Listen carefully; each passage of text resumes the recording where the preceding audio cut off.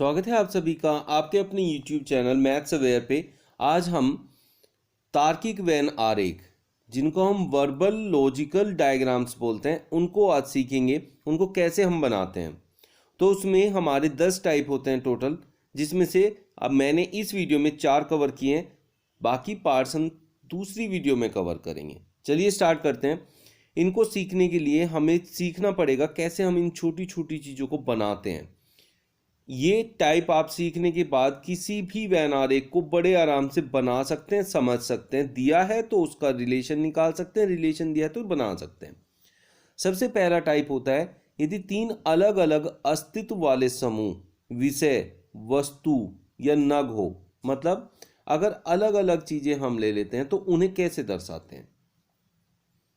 तो इसमें क्या होता है कि अलग अलग अस्तित्व है, तो ये अगर हमने इससे ए को दर्शाया, इससे बी को दर्शाएंगे और इससे सी को दर्शाएंगे, क्योंकि इनका आपस में कोई भी संबंध नहीं होता है, क्योंकि अलग अलग अस्तित्व है, इनका अलग अलग अस्तित्व वाले हैं, तो इसलिए इनको अलग अलग ही दर्शाया जाएगा। निम्नलिखित में से कौन सी आकृति कमीज, चद्दर व तौलिए को दर्शाती है। कमीज का अपना अलग अस्तित्व होता है, चद्दर का अपना अलग अस्तित्व होता है और तौलिए का अपना अलग अस्तित्व होता है। अगर यहाँ कपड़े की बात होती तो हम इनके बारे में कुछ संबंध बना सकते थे, लेकिन अगर हम सिर्फ इन तीनों की बात करें तो ये तीनों बिल्कुल अलग होते हैं, तो इसलिए ये अलग अलग वेन आरेख से दर्शाए जाते हैं। नेक्स्ट टाइप देखेंगे, ये है दूसरा टाइप, जिसमें कह रहा है तीनों समूह विषय, वस्तु, नग एक ही विषय से संबंधित होते हैं। एक ही विषय से संबंधित होने का मतलब होता है कि वो एक दूसरे से रिलेटेड है, एक दूसरे के अंदर आएगा।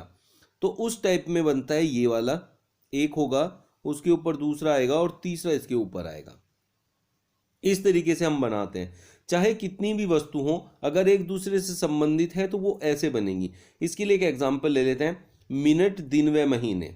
जो मिनट होता है वो दिन का हिस्सा होता है और जो दिन होता है वो महीने का हिस्सा होता है।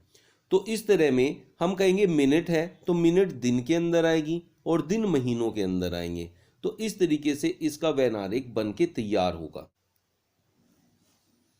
यदि 3 जिनमें 2 अलग अलग वस्तु एक ही विषय में आते हो तो उन्हें निम्न प्रकार से दर्शाया जाएगा। मतलब ये दोनों अलग अलग हैं और वो दोनों किसी के अंडर में आती हैं, तो उन्हें इस तरीके से दर्शाया जाता है। एक एग्जाम्पल ले लेते हैं, जैसे परिवार, पुत्र और पुत्री।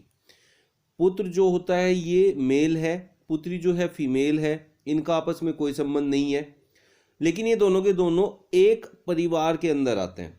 तो ऐसे टाइप के एग्जाम्पल्स को ऐसे किया जाता है। यदि 2 वस्तुएं एक दूसरे से संबंधित हो और एक अलग हो, एक दूसरे से संबंधित होने का मतलब होता है कि एक दूसरे से के अंदर आती है, मतलब एक कोई है तो वो दूसरे का एक हिस्सा है। जैसे स्तनधारी, गाय और कौवा।